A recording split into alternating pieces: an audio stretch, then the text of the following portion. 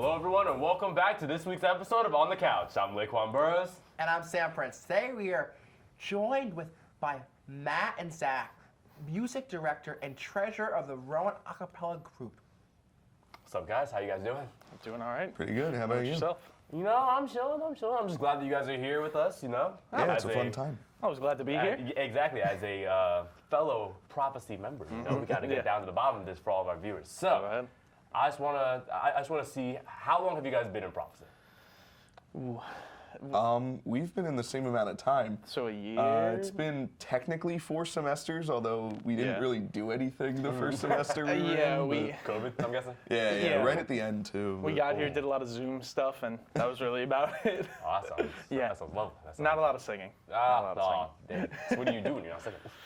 Ooh, what do we do? I think we played a card game with the music director at that time, and like that was it. I don't think I was there for that. You weren't there. No, I don't think I could have Unbelievable. made that for that. I'm sorry, I just couldn't make it.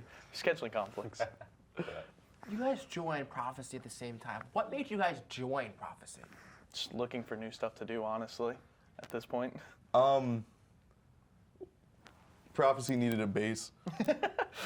Yeah, they needed They a reached tenor out to too. me. Makes sense. Yeah. Makes sense. So we know the difference, but what makes you guys different than Rowan?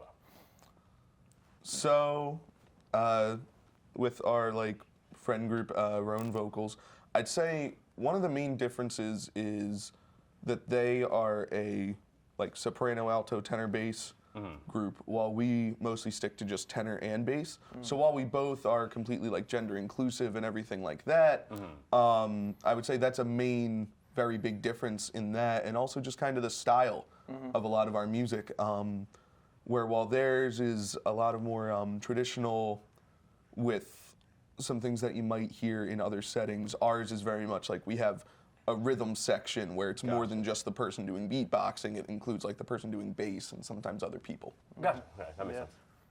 And what's your favorite song to perform? Oh, like this semester specifically, or just in general? Let's do this semester. It's more This- recent. this, Well, you know. You could go one for you, one for the other. This Zach, may sound Matt. biased. I'm definitely a fan of "Carry On, Wayward Son." Just sense, a makes fun sense. song to sing. It Were definitely. you a solo one, man? I might be the soloist. Oh, that made it a little. Interesting. No, it's just honestly, it's just a fun song. So if we're talking about this semester specifically, part of me wants to agree with Zach because I may or may not have forced him to suggest that song for a while, but at the same time I will say there's another song, Story of My Life, where I'm the soloist, and it is very fun getting to be in that position. Yep. But at the same time, I can't beat making electric bass sounds in Carry On Wayward Son. so. That is true. That is very fun. So for people who are looking to audition, what kind of requirements or what things are you looking for them to try and join? Yeah, so the audition process is pretty basic. It's we have a day where we have people come in. All they gotta do is sing a verse and a chorus of a song, which is a minute or so, sometimes less, sometimes more. We just kind of get a feel for what their voice is, ask a couple questions, see who they are as a person, and then after that, if they get a call back, then they kind of just come to one of our rehearsals, see how it is, we see how they fit in, we have them learn one of our songs, and go from there. And when is your next performance for all our viewers out there who want to see you guys sing? When is our next? So we're currently trying to figure that out. I know that we have been invited to a performance that is in December. It is the tree lighting ceremony, but I'm not sure if we're going to be able to make that happen due to some scheduling conflicts. But I know that we always have, especially specifically for the Rowan community, at the end of the spring semester, we do the spring send-off every year that features us and the other group, Rowan Vocals. Where we just perform everything that we learned throughout the year, and it's a big, fun time where we celebrate music. All right. Sounds really good. Thank you guys for coming and answering these questions for our viewers. Don't go anywhere though, because coming up after the break, we're gonna do a little circle singing. You're gonna teach us how to blend together in a group. So you don't want to miss this.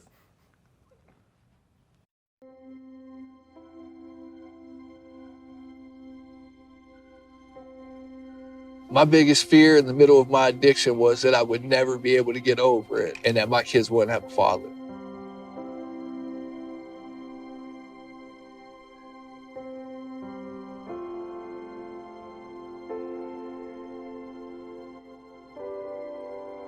Crippling depression, anxiety, exhaustion. I was in prison and her mom had a heart attack. There's a lot of institutional issues and challenges that suggest to us that dads aren't essential, and I've always rejected that.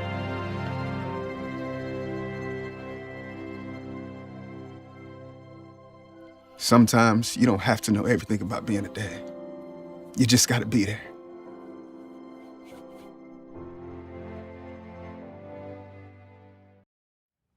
Welcome back to On the Couch. We are still joined by Matt and Zach, and these are e-board positions of prophecy. And Matt is the vice president, and Zach is the secretary. So what are we doing, guys?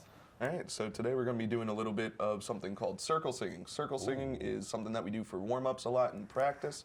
It's a little bit of an improv exercise. So basically the way that it works is we kind of try to build a little bit of a song from the ground up, doesn't it?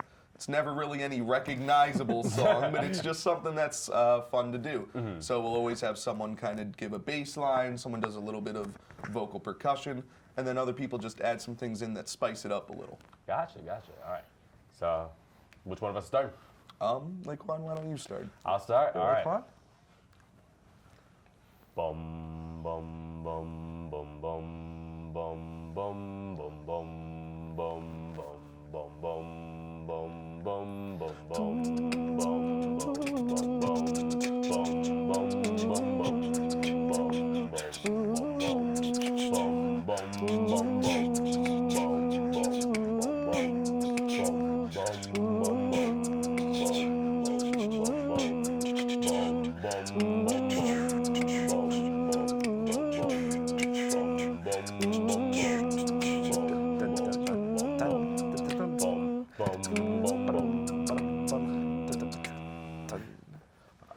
That was good. Do you want to do it one more time? Do you want to choose different roles, or?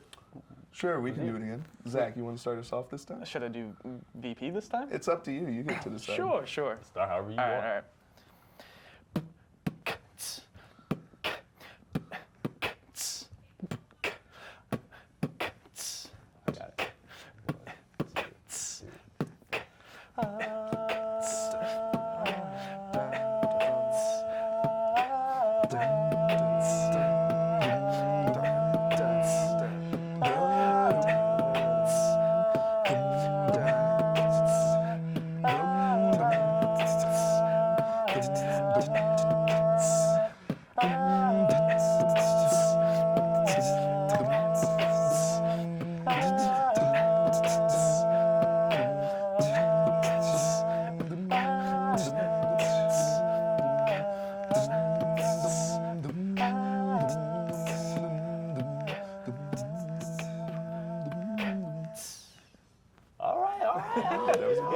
I got it. It was a fun one. A little bit of circle singing. Well, thank you guys again for coming out. We really appreciate it. But don't you guys go anywhere, because coming up after the break, Sam and I are going to be getting into some juicy hot topics. Stay tuned.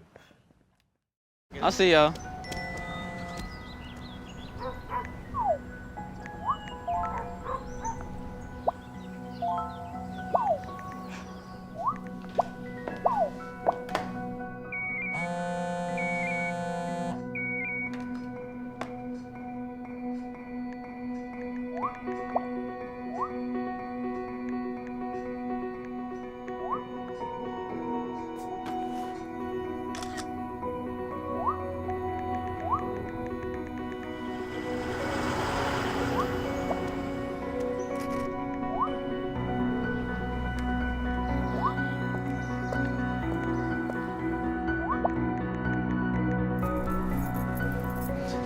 Got some batteries and 2 flashlights. What's up, champ? I feel like you get taller every time I see you.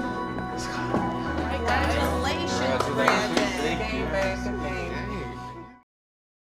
Welcome back to On the Couch. This part of the show is called Hot Topics, and we're going to be talking about what's hot and what's not in pop culture. Sam, you want me to start off? You can start, Laquan. All right. Taylor Swift might be on cloud 9. She might not be right now, as Ticketmaster had to cancel purchases for her Eras tour due to the high demand of ticket purchase. Ticketmaster released a statement saying the Eras on sale made one thing clear: Taylor Swift is an unstoppable force and continues to get records. As you see right here, Due to the extraordinary high demands on ticketing systems and insufficient remaining ticket inventory to meet the demand, tomorrow's public on sale for Taylor Swift, the Eras Tour, has been canceled.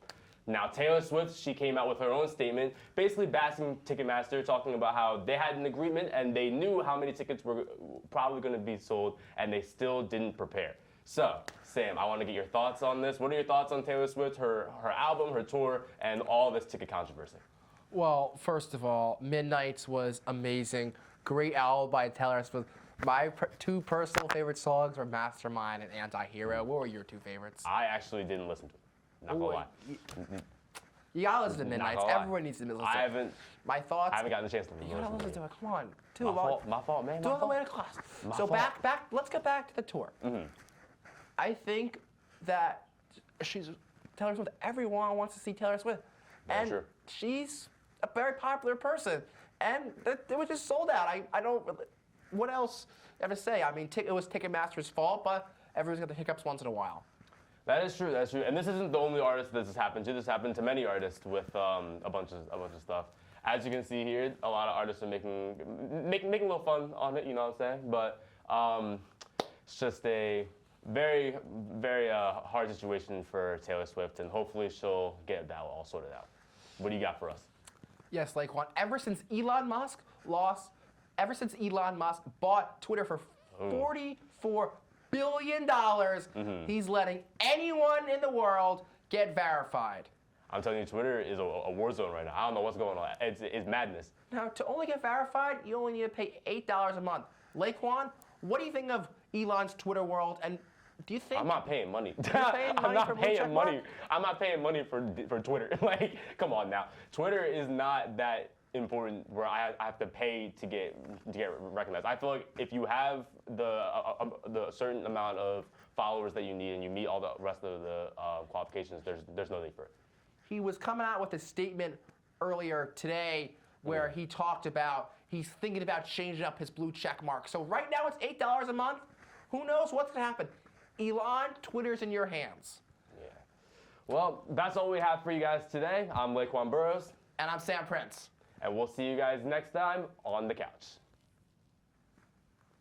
Yeah, no, that's crazy. That's crazy. Like, I'm not paying no $8.